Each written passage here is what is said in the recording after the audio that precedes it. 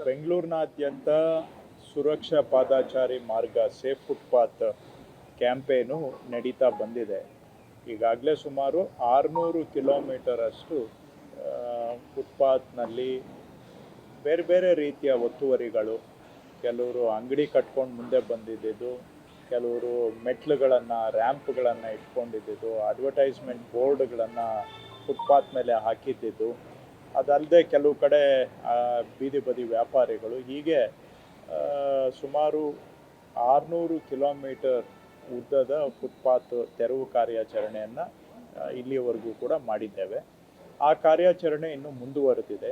ಈ ಸಂದರ್ಭದಲ್ಲಿ commercial street ಹತ್ರ ಇವತ್ತು ಕಾರ್ಯಾಚರಣೆ ಮಾಡುವಂಥ ಸಂದರ್ಭದಲ್ಲಿ ಅಲ್ಲಿ ಕೆಲವು ಅವರು ಅಲ್ಲೇನು ಬೀದಿ ಬದಿ ವ್ಯಾಪಾರಿಗಳು ಅಲ್ಲ, ಬಹುಶಃ ಅವ್ರ ಹತ್ರ ಇವರೇನೋ ಅವರನ್ನು ಶೋಷಣೆ ಮಾಡುವಂಥ ಒಬ್ಬರು ಗ್ಯಾಂಗ್ ಸೇರಿಕೊಂಡು ಬೀದಿ ಬದಿ ವ್ಯಾಪಾರಿಗಳನ್ನು ಕೂಡ ಅವರಿನ್ನೂ ಉದ್ರೇಕ ಮಾಡಿ ನಮ್ಮ ಅಧಿಕಾರಿಗಳು ಮಾಧವರಾವು, ಸಾವಿತ್ರಿ, ಈ ರೀತಿ ಅಧಿಕಾರಿಗಳು ಮತ್ತು JCB ಟ್ರ್ಯಾಕ್ಟರ್ ಡ್ರೈವರ್ಸು ಇವ್ರ ಮೇಲೆ ಗಂಭೀರವಾದಂಥ ಹಲ್ಲೆಯನ್ನು ಮಾಡಿದ್ದಾರೆ.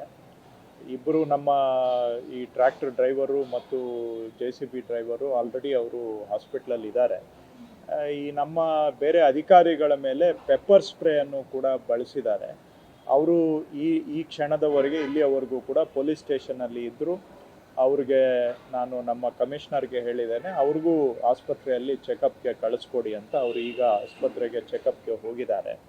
ಇದರಲ್ಲಿ ಅವರು ಬಸವರಾಜ್ ಅನ್ನೋರು ಒಂಥರ ಇದರ ಗ್ಯಾಂಗ್ ಲೀಡರ್ ಅನ್ನೋ ಹಾಗೆ ಕಾಣುತ್ತೆ. ಬಹುಶಃ ಅವರು ಇಲ್ಲಿ ವ್ಯವಸ್ಥಿತವಾಗಿ ಈ ಪಾದಚಾರಿ ಮಾರ್ಗಗಳನ್ನು ಒತ್ತುವರಿ ಮಾಡೋದು, ಆ ಒತ್ತುವರಿ ಮಾಡಿಸೋದು ಬೇರೆಯವ್ರ ಕೈಲಿ, ಮತ್ತು ಅವ್ರಿಗೆ ಇವರು ರಕ್ಷಣೆ ಕೊಟ್ಟು ಅವ್ರ ಹತ್ರ ವಸೂಲಿ ಮಾಡುವಂಥದ್ದು ಬಹುಶಃ ಈ ರೀತಿಯೆಲ್ಲ ಇರಬಹುದು ಅಂತ ನನಗೆ ಅನುಮಾನ ಕಾಣ್ತಾ ಇದೆ.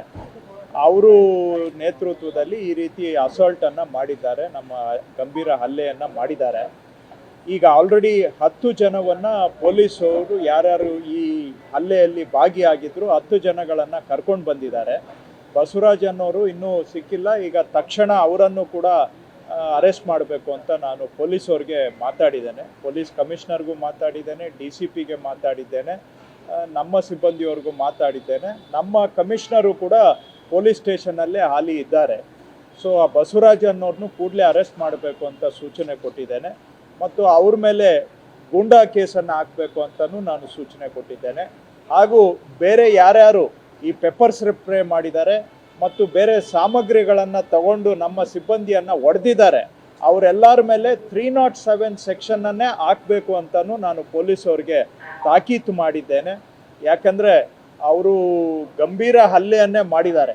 ಹಾಗಾಗಿ ಇದರಲ್ಲಿ 307 ಸೆಕ್ಷನ್ನನ್ನೇ ಹಾಕಿ ಅವ್ರ ಮೇಲೆ ಕೇಸನ್ನು ದಾಖಲು ಮಾಡಬೇಕು ಅಂತ ಸೂಚನೆ ಕೊಟ್ಟಿದ್ದೇನೆ. ಯಾರಾದರೂ ತೊಂದರೆ ಆದರೆ ಅವರು ಬರಬೇಕು, ಅಧಿಕಾರಿಗಳ ಹತ್ರ ಅಥವಾ ನಮ್ಮ ಹತ್ರ ಮಾತಾಡಬೇಕು, ತೊಂದರೆಗೆ ಪರಿಹಾರ ತಗೊಳ್ಬೇಕು. ಅದನ್ನು ಬಿಟ್ಟು ಸಾರ್ವಜನಿಕ ಕೆಲಸ ಮಾಡ್ತಾ ಇರುವ ಸರ್ಕಾರಿ ಅಧಿಕಾರಿಗಳ ಮೇಲೆ ಹಲ್ಲೆ ಮಾಡೋದನ್ನು ಯಾವುದೇ ಕಾರಣಕ್ಕೂ ಕೂಡ ನಾವು ಸಹಿಸಲಿಕ್ಕೆ ಆಗೋದಿಲ್ಲ ಅನ್ನೋದು ದೂರದ ಮಾತು. ಅವ್ರ ಮೇಲೆ ನಾವು ಎಲ್ಲ ಕಾನೂನು ಕ್ರಮ ತಗೊಳ್ತೇವೆ. ನಾವು ಇದರಲ್ಲಿ ಮುಲಾಜೆ ಇಲ್ಲ, ನೋ ಕಾಂಪ್ರಮೈಸ್, ಮತ್ತು ಯಾರು ಇದನ್ನು ಮಾಡಿದ್ದಾರೆ ಅವ್ರ ಮೇಲೆ ಎಕ್ಸಾಂಪ್ಲರಿ ಆ್ಯಕ್ಷನನ್ನು ಕೂಡ ನಾವು ತೆಗೆದುಕೊಳ್ಬೇಕಾಗತ್ತೆ. ಈಗ ಅರೆಸ್ಟ್ ಮಾಡಿದ್ದೇವೆ, 307 ಕೇಸ್ ಹಾಕ್ತೇವೆ.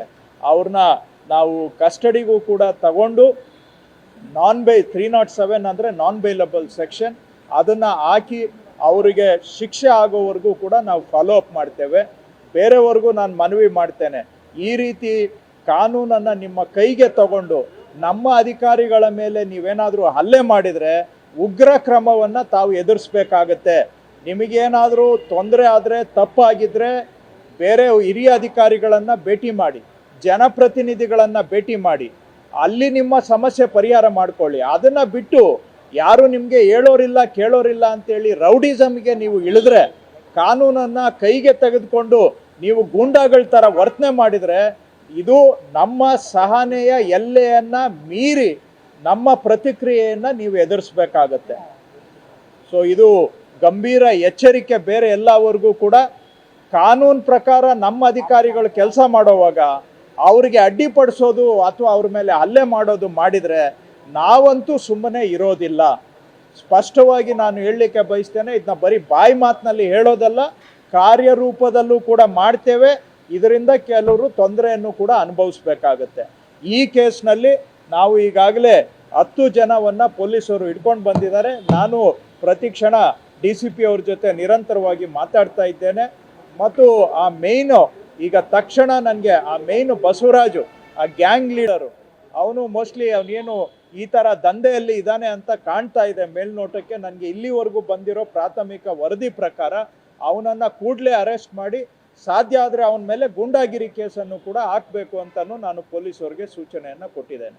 ಸರ್, ಇಂಥ ಪ್ರಕರಣಗಳ ಹಿಂದೆ ಸಾಕಷ್ಟು ಬಾರಿ ಕೇಳಿ ಬರ್ತಾ ಇತ್ತು. ಅಂದರೆ ಇಂಥದ್ದೊಂದು ಗ್ಯಾಂಗ್ಗಳು ಆಪರೇಟ್ ಮಾಡ್ತಾ ಇರ್ತವೆ, ಫುಟ್ಪಾತು ಮತ್ತು ಈ ಥರದ್ದೆಲ್ಲ ಅವರೇ ದುಡ್ಡು ಕೊಡೋದು, ಬಡ್ಡಿ ಕೊಡೋದು ಅಂತ. ಇದು ಮೊದಲನೇದಾಗಿ ಕಂಡು ಬಂದಿದೆ.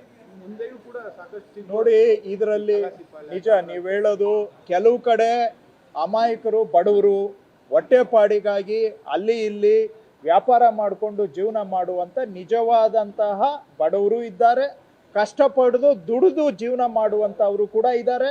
ಈ ದುಡಿಮೆಯಿಂದ ಹೊಟ್ಟೆ ತುಂಬಿಸ್ಕೊಳ್ಳೋದು ಅಷ್ಟೇ ಅಲ್ಲ, ಮನೆ ಮಕ್ಕಳ ವಿದ್ಯಾಭ್ಯಾಸನೂ ಕೂಡ ದುಡಿಮೆಯಿಂದ ನಡೆಸ್ತಾ ಇರೋರು ಕೂಡ ಇದ್ದಾರೆ.